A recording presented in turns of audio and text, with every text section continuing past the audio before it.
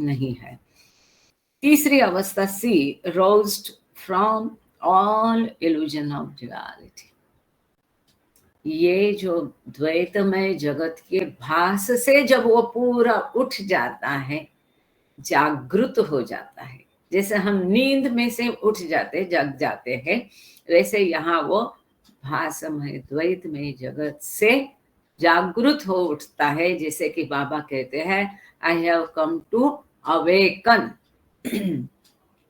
तो ये भासमय सृष्टि, द्वैतमय सृष्टि भासमय है, सत्य नहीं है, केवल ईश्वर सत्य है। इस प्रकार से जब वो जग जाता है, नींद से जगने के जैसा, उस प्रकार तब उसकी चेतना की अवस्था कैसे होगी? Is equal to real full consciousness of God और सेल्फ, ईश्वर या स्वयं के बारे में। क्योंकि अब वो और ईश्वर दो नहीं रहे, अद्वैत साध्य हुआ। इसके लिए वहां द्वैत नहीं है, दो नहीं है, एक ही है। तो यहाँ उसे ईश्वरत्व का या अपने मूल का या अपने असली स्वयं की सत्यमय वास्तविक पूरी चेतना उसको वहां पर मिलती है, फुल्ली चेतन होता है वो, इसीलिए रियल फुल कॉन्शियसनेस। अब ये तीन अवस्था, नींद और स्वप्न अवस्था से हम कंपेयर करेंगे। अत्यंत मूल परात्पर पर ब्रह्म अवस्था मतलब गहरी नींद, experiences on the path B मतलब स्वप्न अवस्था, अर्ध चेतन अवस्था, और rose from illusion of duality मतलब जागृत अवस्था, नींद में से उठने की अवस्था। वहां पर द्वैतमय भासमय जगत की पूरी चेतना होती है।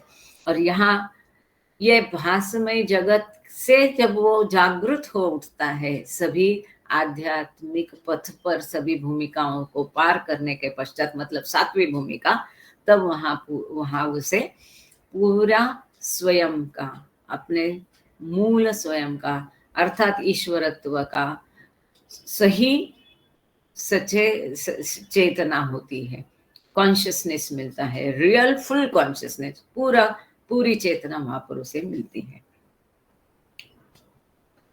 आगे पढ़ते हैं। माइंड सिक्स द अबेहंस। अब यहाँ पर बहुत एक सुंदर अलग बाबा ने प्रैक्टिकल और सभी दृष्टिया इसको महत्व है। नींद में मन की अवस्था क्या होती है, या मन के लिए नींद किस प्रकार से आवश्यक है या नहीं है, इसकी चर्चा यहाँ पर बाबा ने की है। Mind seeks the abeyance of its consciousness in deep sleep, but it cannot continue indefinitely to accept this self refutation मतलब आत्मखंडन। नींद में, गहरी नींद में, हाँ गहरी नींद में, अर्ध नींद में नहीं, गहरी नींद में मन पूरी तरह रुक जाता है, ठहराव आ जाता है, निष्क्रिय होता है, काम करना बंद हो जाता है, रुक जाता है, स्टॉप वॉच जैसा मन रुक जाता है। कब? गहरी नींद में।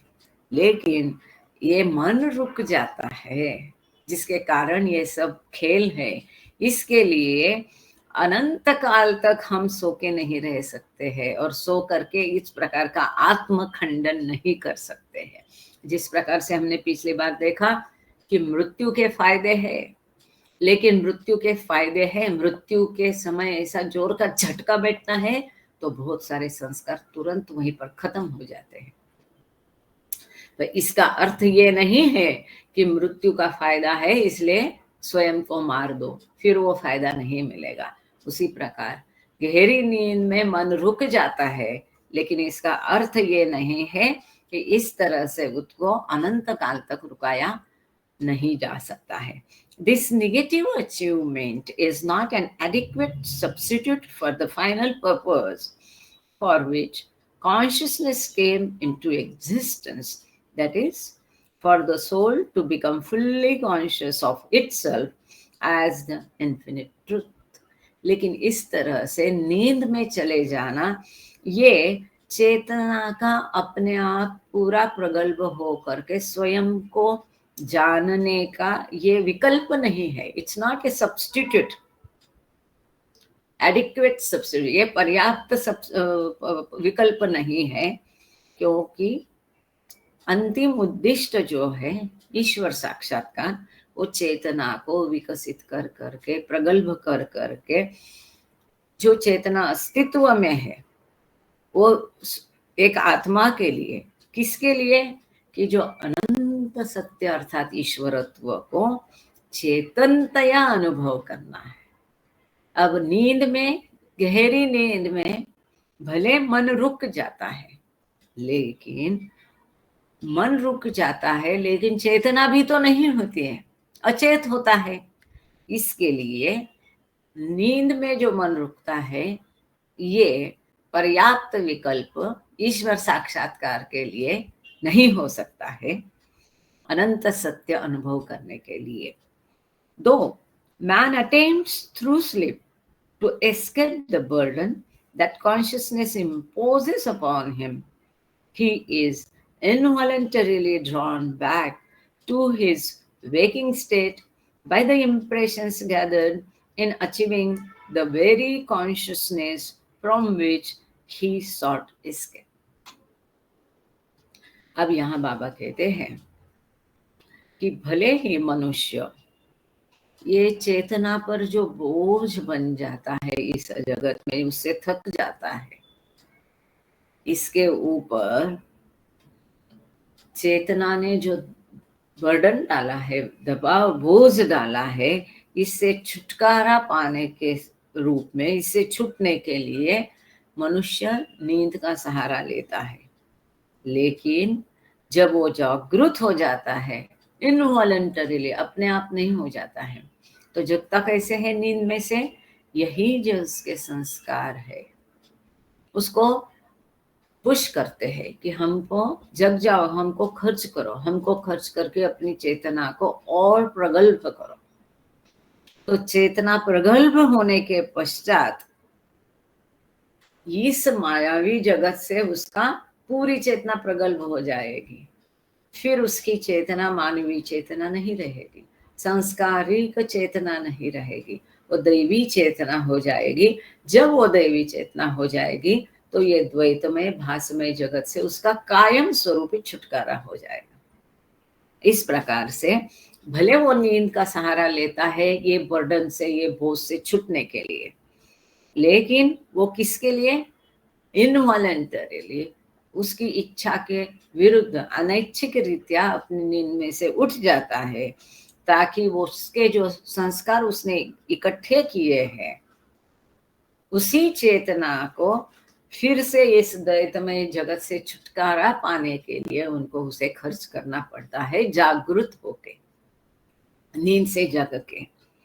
The old bonds of desires, both fulfilled and unfulfilled, bind him to the world of illusion and propel him again into the maelstrom of finite life.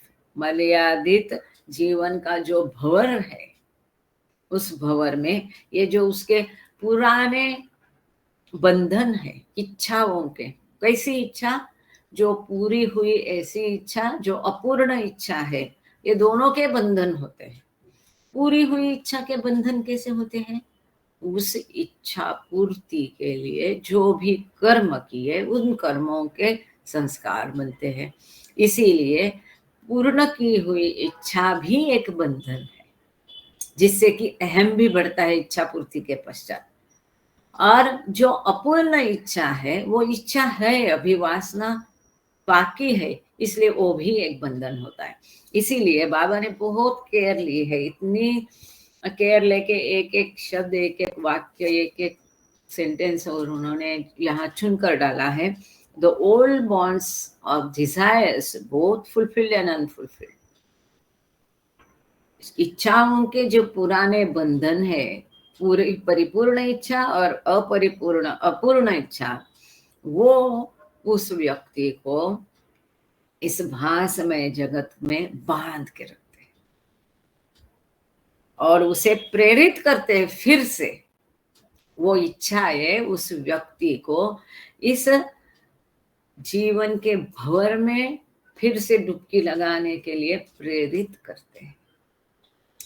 इच्छाओं के बंधन उसको केवल इस द्वैतमय जगत में बांध के ही नहीं रखते हैं, परंतु ये जीवन के भंवर में फिर से उसको अटका देते हैं, डुबा देते हैं, प्रेरित करते हैं, उसको ढकेल देते हैं। ये जीवन के भंवर में ये इच्छाएं उसको ढकेल देती है। तो इसमें क्या क्या देखा है कि भले गहरी नींद में मन रुक जाता है, लेकिन ये पर्याप्त विकल्प नहीं है। और नींद में से उठने के पश्चात फिर से ये जो इच्छाएं हैं, उनके बंधन है, फिर से हमें भासमय जगत में ढकेल देती है। Although it is only temporary, sleep does give psychological reinvigoration to the mind. रीइन्विगोरेशन, नव शक्ति, नव संचार, भले तात्कालिक रूप से, लेकिन नींद के कारण मानस शास्त्रीय दृष्टया, मनोविज्ञान की दृष्टि से हमारे मन को एक नव शक्ति मिलती है। नींद के कारण, नींद लेने के पश्चात मन तरोताजा हो उठता है। इस प्रकार से एक नव शक्ति मन में संचारित होती है।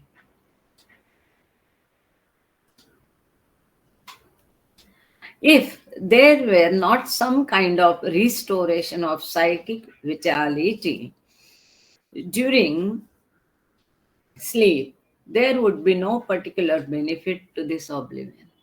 सो जाने से अगर मन को ये तरोताजगी नहीं मिलती थी, ये नया मनोबल यदि नहीं मिलता था, ये नए मनोबल का फायदा नींद के कारण यदि नहीं मिलता था, तो इस प्रकार से ये विस्मृति के सागर में डूब जाने का, गहरी नींद में जाने का कोई दूसरा फायदा नहीं मिलता था। सीधे शब्द में, दूसरी भाषा में, नींद के कारण मनोबल मिलता है, मन तरोताजा होता है, नव शक्ति मन में संचारित होती है। और यही कारण है कि उस थोड़े समय के लिए हम अज्ञान के सागर में डूब जाते हैं। अज्ञान के सागर में डूब जाते हैं, जहां मन रुक जाता है, ठहराव पाता है, और इसके कारण मन को आराम मिलता है। अब जब हम जग जाते हैं, तब क्या होता है? नॉन स्टॉप, उस सेकेंड का कांटा कैसा घड़ी का टिक टिक टिक करता है, उससे भी तेज हमारा मन दौड़ता है, दौड़ता रहता है, दौड़ता रहता है, दौड़ता रहता है, और थक जाता है, फिर सो जाता है, फिर मन में, फिर नींद में वो मन रुक जाता है। अब जब नींद हो जाती है तो वो फिर तरोताजा हो उठता है। यदि ऐसी नवशक्ति मन को नींद में नहीं मिलती, तो नींद का कोई दूसरा फायदा नहीं है।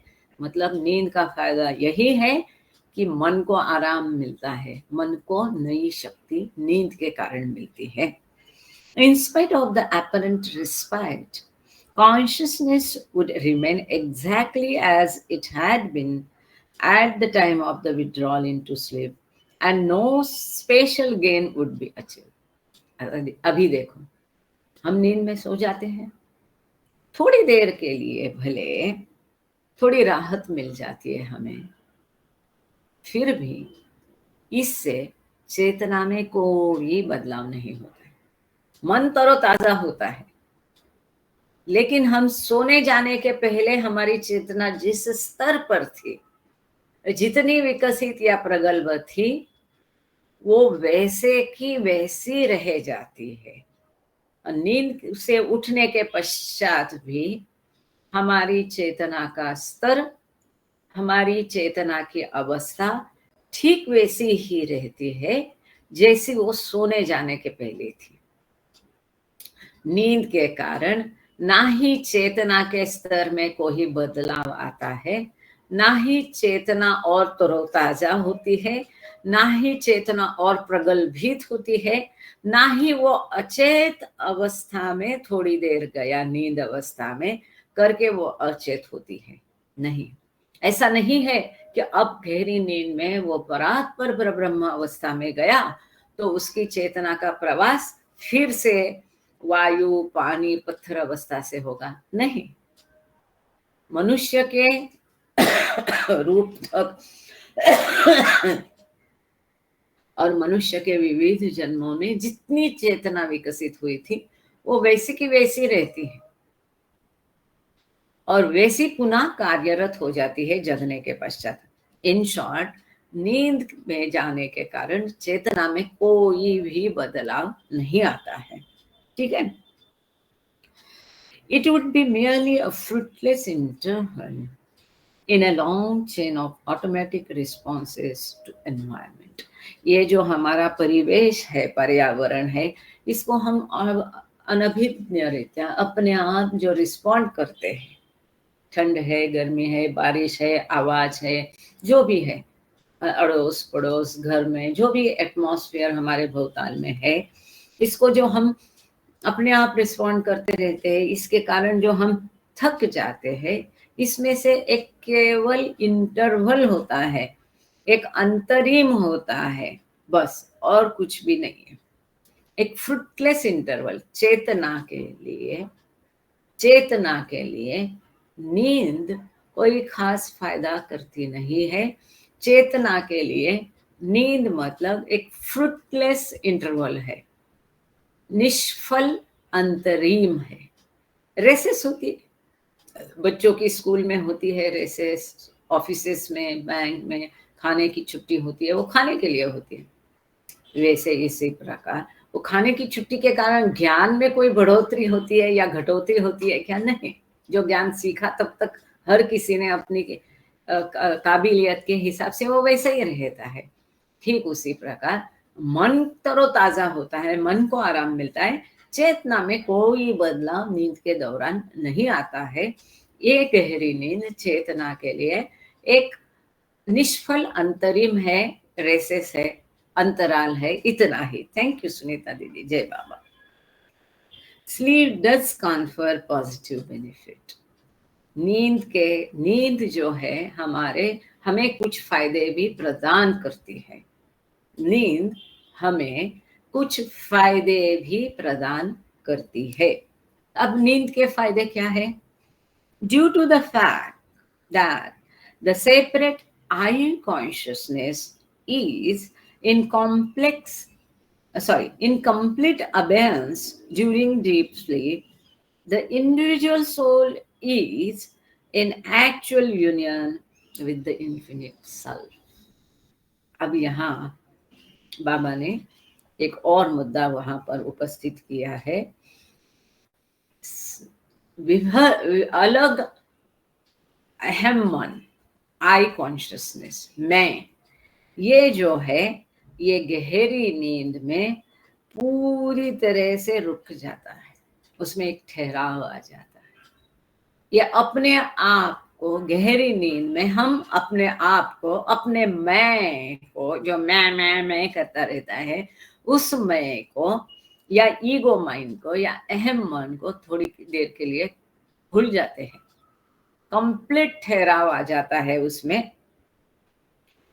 जो अलगत्व की भावना है, हम दूसरों से अलग है, ईश्वर से अलग है, ये जो अलगत्व वाला ईगो माइंड है, अहम मन है, अलगत्व वाला सेपरेटिव ईगो माइंड, अहम मन है, ये क्या होता है? रुक जाता है, ठहराव हो जाता है उसमें। द इंडिविजुअल इज इन, और ये अलगत्व वाला मन रुक जाता है, लेकिन जो आत्मा है वो परमात्मा, परम परमात्मा, तो परात्पर पर ब्रह्म के साथ वो एक हो जाता है, उसमें लय हो जाता है, उससे मिलन हो जाता है, उसके विलय हो जाता है। भले सेपरेटिव ईगो जो है, सेपरेटिव ईगो माइंड, अहम मन जो है, अलगत्व वाला अहम मन रुक जाता है, ठहराव हो जाता है, भूल जाते हैं, उसका भान नहीं होता है।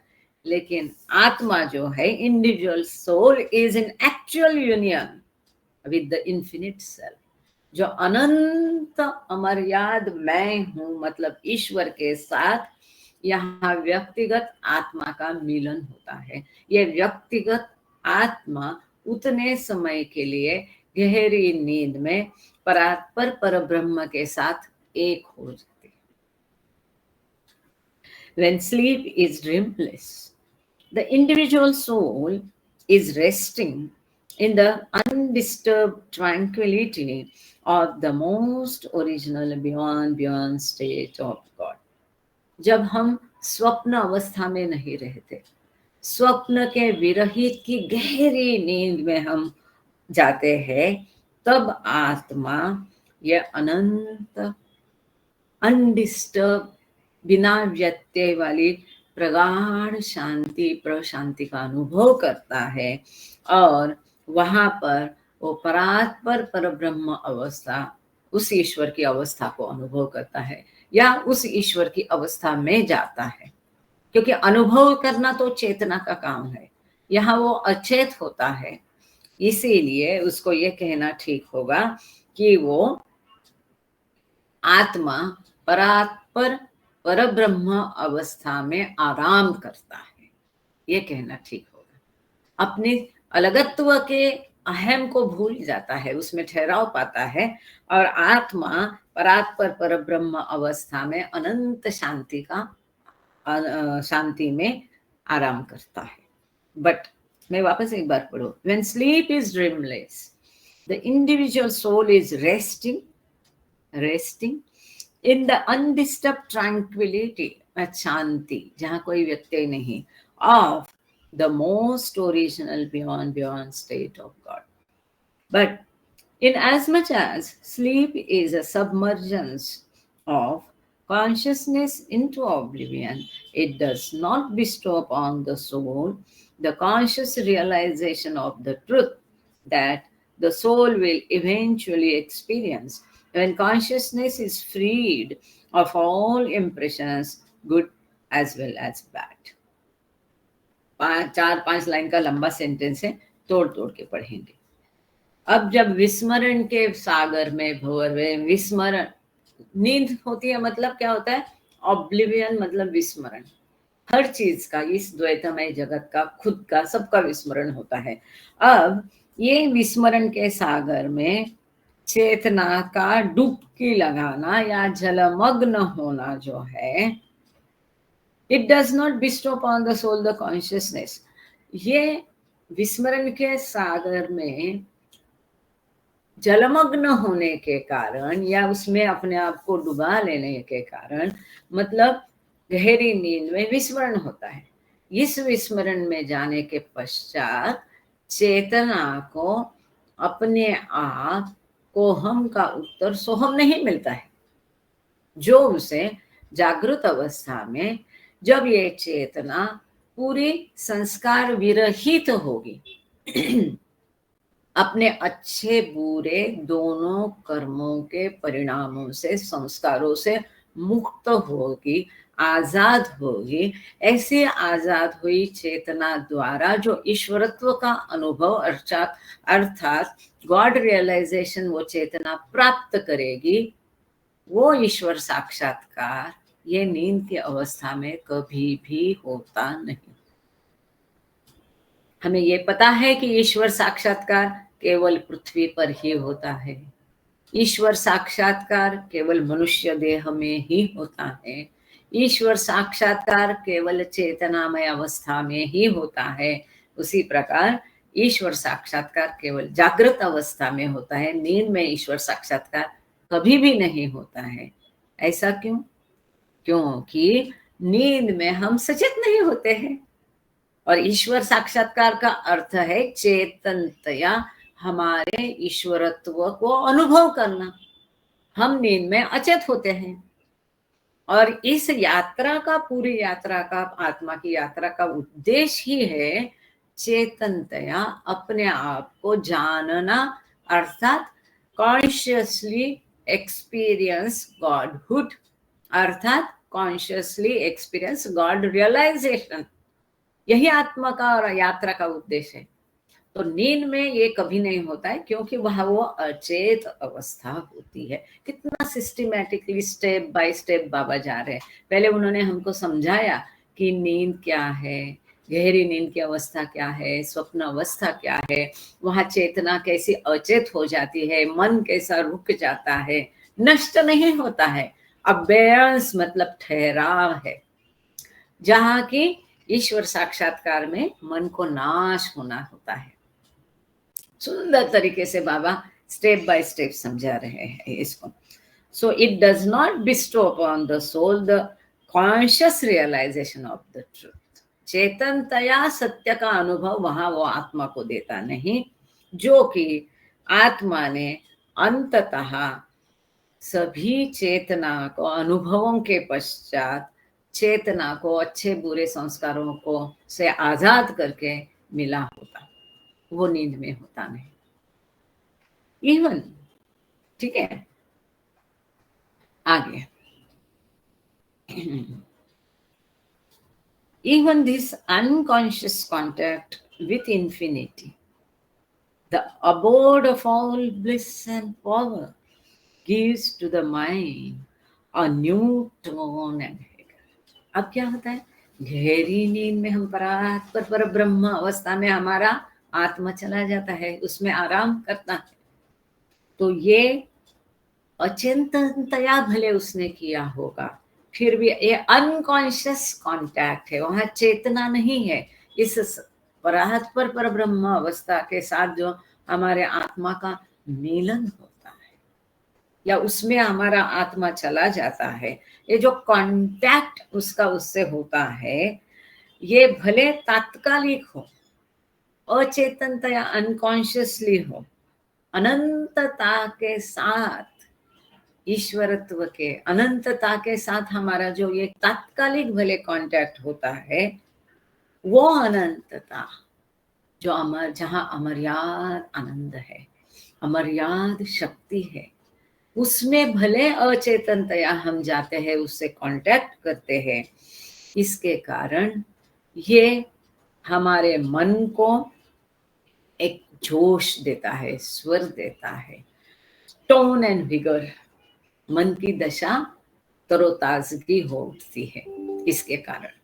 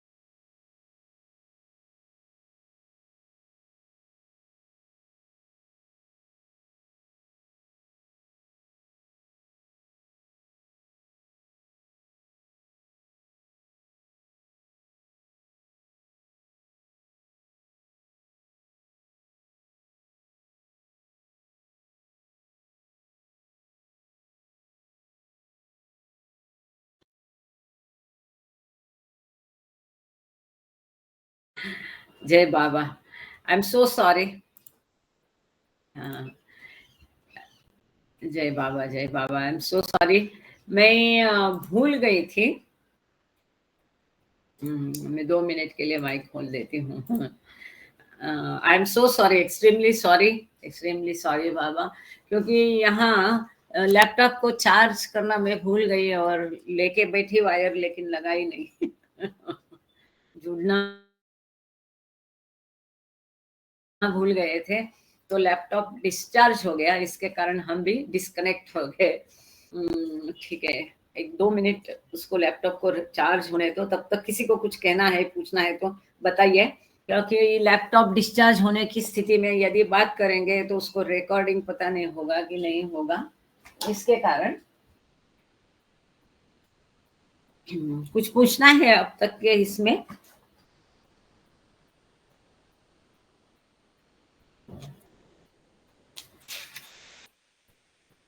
माइक खोला है, अगर किसी को कुछ पूछना है या बताना है तो बोल दीजिए, क्योंकि ये चालू तो किया मैंने अभी बैटरी, लेकिन पता नहीं मुझे, मैं जानती नहीं कि ये करेगा कि नहीं अपना काम। मेरी आवाज आप तक पहुंच रही है? जय बाबा। जय बाबा। हो पहुंच गए। हाँ, आवाज येऊन राहिली। ठीक है, थैंक यू। आप लोगों को कुछ पूछना बताना है इसमें?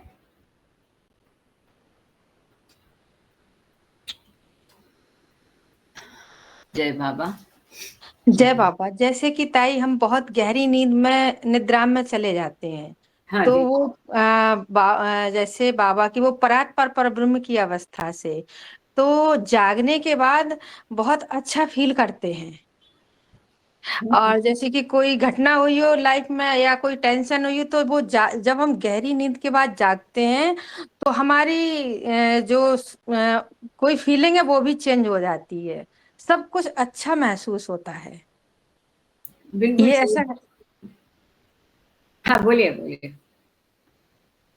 बोलिए। हाँ, तो ये वो हम ईश्वर की उस अवस्था से हमारी अवस्था हो जाती है, वो उसको आप समझाइए।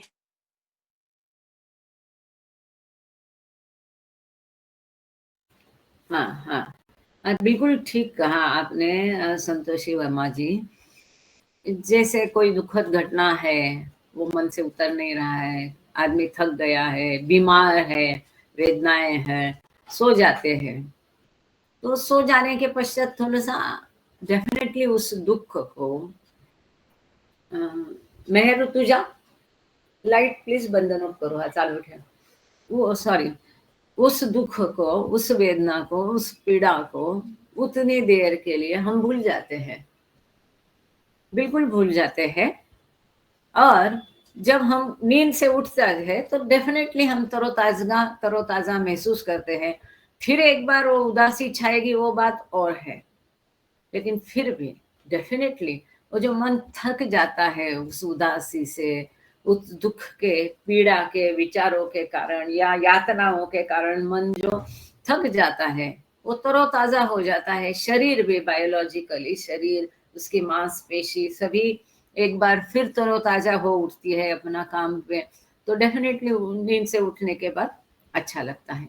मेहर ऋतुजा लाईट चालू ठेवतो म्हणजे इकडे लाईट येतो. हां, don't put it of please. हा पॅसेजचा लाईट लाव मधला. हां, त्याला नको बंद करू.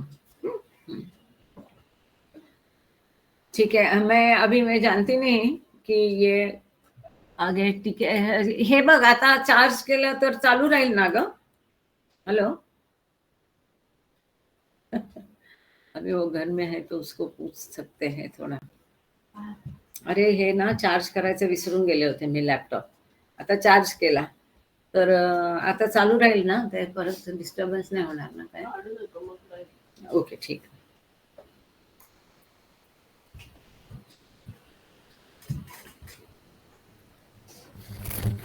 जय बाबा. बोला मीनाताई. बालवेते मी मराठी बोलते. मला असं म्हणायचं आहे की बाबा परात्पर परब्रह्म अवस्था म्हणजे अचेतन अवस्थेत होते. पण जेव्हा मनी माई त्या वाचत होत्या तर बाबांना गाढ झोप लागली होती. तर मग त्यांना एक मिनिट त्यांचं हा. वाचन. हां मीनाताई सॉरी, मी तुम्हाला इथेच थांबवते कारण त्या दोन गोष्टी मला क्लिअर करायच्या आणि तुमचा प्रश्न मला कळला. हां हां ठीक आहे तुम्ही मग. हो ओके ओके. हो पहिली गोष्ट, बाबा परात्पर परब्रह्म अवस्थामध्ये नव्हते, हे चुकीचं आहे. हिंदीमध्ये हाँ थैंक यू सर. बाबा ये कह रहे हैं 2 बार, अभी ये दोबारा हो गया है. संतोषी वर्मा जी ने कहा और मीनाताई ने कहा कि बाबा परात्पर परब्रह्म अवस्था में थे. तो ये गलत है, ये सही नहीं. Baba was not in the beyond state of God. Baba was in God state to see. ईश्वर अवस्था 2 की उप अवस्था सी में सदगुरु और अवतार अपना कार्य करता है, जहां पर चेतनतया वो चेतन है कि मैं ईश्वर हूं. उसी को एक साथ ईश्वरत्व का, ईश्वर की सारी रहस्यों का, इस सृष्टि का, भासमय जगत का और उससे सारे रहस्यों का एक साथ पूरा ज्ञान होता है. बियॉन्ड स्टेट ऑफ गॉड वो अवस्था है जो ईश्वर की अत्यंत मूल अवस्था है, जहां उसे पता नहीं कि मैं ईश्वर हूं, जिसको हमने देखा कि बेभान भगवान कहा गया है. तो पहले तो इस बात को करेक्ट कर लीजिए कि Baba was not in beyond God state. पहला ये करेक्शन. अच्छा, अब दूसरी बात जो मीनाताई पूछ रही है, उनका कहना यह है, इसका उत्तर आगे आया है मीनाताई, लेकिन चूंकि आपने पूछा है तो अब यहीं पे बोल देते हैं। एक मिनट, अगर रिकॉर्डिंग स्टार्ट होता है कि एक बार मैं देख लूं पहले।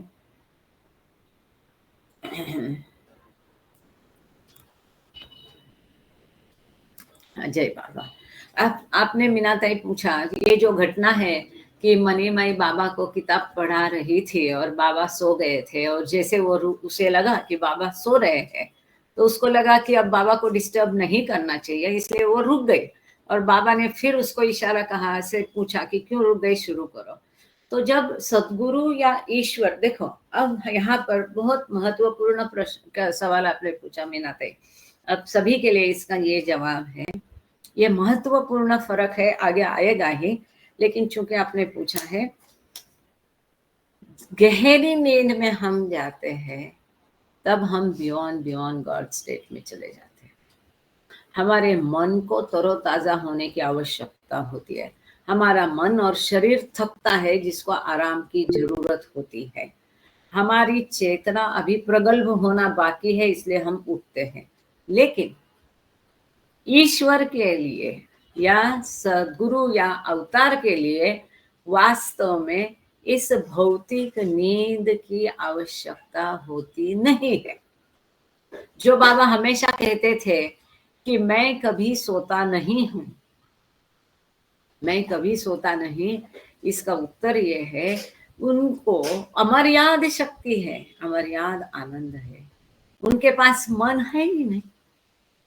हम सोते क्यों? साइकोलॉजिकली, मनोवैज्ञानिक दृष्टि मन को आराम की जरूरत है, मन को तरोताजा होना जरूरी है।